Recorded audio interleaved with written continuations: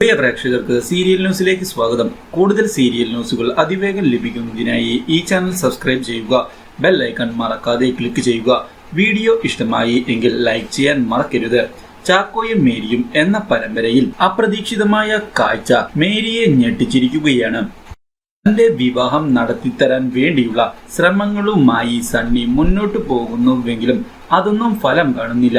ഇതേ തുടർന്ന് സണ്ണിയെ ചെന്ന് കാണുന്ന സണ്ണിയുടെ കാമുകി തന്റെ വിവാഹത്തിൽ എല്ലാവരും പങ്കെടുക്കണം എന്ന് തന്നെയാണ് താൻ ആഗ്രഹിക്കുന്നത് എന്ന് വ്യക്തമാക്കുകയും അമ്മയില്ലാത്ത തനിക്ക് സണ്ണിയുടെ അമ്മയും അച്ഛനും ഇപ്പോൾ താമസിക്കുന്ന ചെറിയ വീട്ടിലേക്ക് വന്നു കയറാൻ യാതൊരു മടിയുമില്ല എന്നും സ്നേഹം മാത്രം ലഭിച്ചാൽ മതിയെന്നും മറ്റൊന്നും വേണ്ട എന്നും ഈ ആഗ്രഹം തനിക്ക് എന്തായാലും സണ്ണി നടത്തി തന്നെ പറ്റൂ എന്ന് പറഞ്ഞ് പോവുകയും ചെയ്യുന്നു.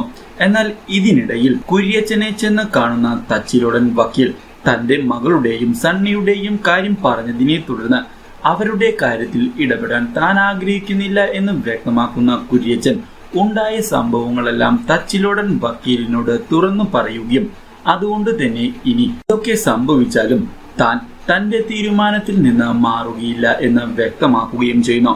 ആലീസും അതിനോട് യോജിച്ചതിനെ തുടർന്ന് തച്ചിലോടൻ വക്കീൽ താൻ ഈ കാര്യം സംസാരിക്കുന്നതിനായി ഇവിടേക്ക് വന്നിട്ടില്ല എന്ന് കരുതിയാൽ മതി എന്ന് പറഞ്ഞ് അവിടെ നിന്ന് പോകുന്നു. ഇതേ തുടർന്ന് തച്ചിലോടൻ വക്കീൽ വിവാഹ കാര്യത്തിൽ നിന്ന് പിന്മാറി എന്നുള്ള കാര്യം അറിയുന്നത് സണ്ണിയെ ഞെട്ടിച്ചതിനെ തുടർന്ന് സണ്ണി കാര്യങ്ങളെല്ലാം സേവ്യറിനോടും വീട്ടിലുള്ള എല്ലാവരോടും പറയുന്നു. ഇതിനെല്ലാം കാരണം കുര്യച്ചനാണ് എന്ന് കുറ്റപ്പെടുത്തുന്ന അവരെ എതിർത്തുകൊണ്ട് സണ്ണി അവരോട് സേവ്യറിന്റെ പിപ്പികേട് കൊണ്ട് മാത്രമാണ് ഇങ്ങനെയൊക്കെ സംഭവിക്കുന്നത് എന്ന് പറയുകയും തന്റെ കാര്യത്തിൽ ഇടപെടാൻ സേവ്യർ ശ്രമിച്ചില്ല എന്ന് കുറ്റപ്പെടുത്തുകയും ചെയ്യുന്നു. പക്ഷേ ജിനി ഈ കാര്യത്തിൽ ഇനിയൊരു ചർച്ച വേണ്ട എന്ന് വ്യക്തമാക്കുകയും മറ്റൊരു വിവാഹം ആലോചിച്ചാൽ മതി എന്ന് പറഞ്ഞ അവിടെ നിന്ന് എല്ലാവരോടും പോയിക്കൊള്ളാൻ വ്യക്തമാക്കുകയും ചെയ്യുന്നു.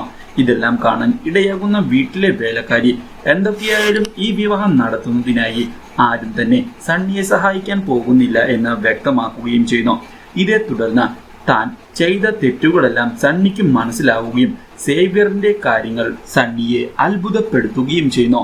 എന്നാൽ ഇതേ സമയം ചാക്കോയുടെ കാര്യങ്ങൾ അറിയാൻ എത്തുന്ന കസ്തൂരി എന്തുകൊണ്ടാണ് ചാക്കോയുടെ മുഖം വികൃതമാക്കാത്തത് എന്ന് ചോദിച്ചതിനെ തുടർന്ന് അങ്ങനെ ചെയ്യുകയാണ് എങ്കിൽ ഇവനെ ഫീൽഡിൽ ഇറക്കുന്നതിനു വേണ്ടി കൂടുതൽ സമയമെടുക്കുമെന്നും ഫീൽഡിൽ ഇറക്കിയാൽ ആളുകൾ കണ്ടുപിടിക്കുകയും പിന്നെ പരാതിയും മറ്റു പ്രശ്നങ്ങളും ഉണ്ടാകുമെന്ന് വ്യക്തമാക്കുകയും ചെയ്തു.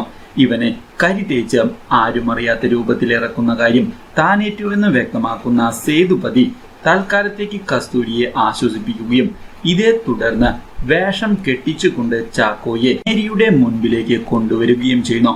വിഗും കണ്ണടയുമൊക്കെ വെച്ചുകൊണ്ട് ചാക്കോ കയറി വരുന്നത് മേരിയെ ഞെട്ടിക്കുകയും ചാക്കോയെ ഒരു നിമിഷത്തേക്ക് തിരിച്ചറിയാൻ മേരിക്ക് സാധിക്കാതെ വരികയും ചെയ്യുന്നു. എന്നാൽ ഇതേ സമയം കസ്തൂരിയുടെ കാര്യങ്ങളെല്ലാം സാന്ദ്ര IPS തിരിച്ചറിഞ്ഞതിനെ തുടർന്ന് കസ്തൂരിയെ ഒതുക്കുന്നതിനായുള്ള തീരുമാനം സാന്ദ്ര IPS എടുക്കുകയും ചെയ്യുന്നു. കസ്തൂരിയും സാന്ദ്രയും ഏറ്റുമുട്ടുമ്പോൾ സാന്ദ്രയുടെ മുൻപിലേക്ക് ചാക്കോ കടന്നു വരുന്നത് പുതിയൊരു വഴിത്തിരിവാകും. Do like, share and subscribe.